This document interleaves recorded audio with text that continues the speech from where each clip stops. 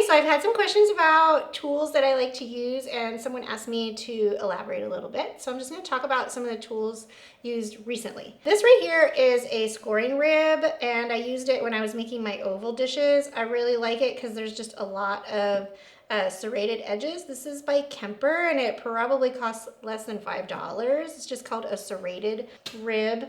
And then this is also can be used for scoring, so you don't need both if you don't want to. I'm a tool gal, so I have both, but this I usually use when I'm just gonna be scoring like a smaller area, and then I use the serrated rib if I'm scoring a really large area. This right here is a wooden knife tool. If you have one that came in the Kemper beginner toolkit, that will work really similarly. This one's by Garrity Tools, and the tool number is T1. Garrity Tools, they just have a website online. They make amazing wooden tools.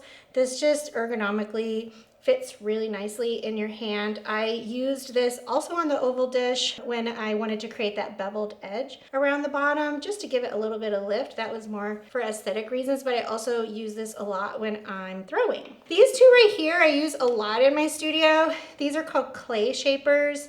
These are very similar to things that people use for painting, but these ones are specifically the stiffness for clay. They're by Royal Sovereign, that's who makes these. And the color coding is based on stiffness. So you can see this gray one is a little more flexible, and this one here is a little bit stiffer. And I just buy these at my clay supplier, but I would say buy the ones that are by Royal Sovereign because they are not the same as, like, you can get some that are cheaper. These are probably like $12 or $13 each. You can buy some really cheap on Amazon. They're not the same, but they'll work just fine. These are just gonna work a lot better.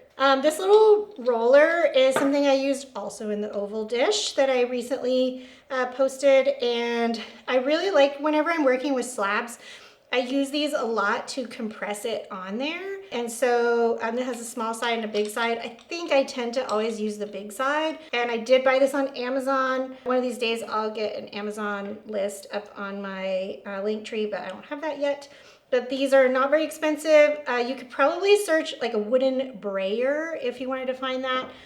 This works really good. This is my favorite carving tool. I have some expensive carving tools. This one is by Kemper, and it's WS is the product code, and it is just like a tiny little piece of wire that makes a little V shape on there, and I really love this, and they cost around $5.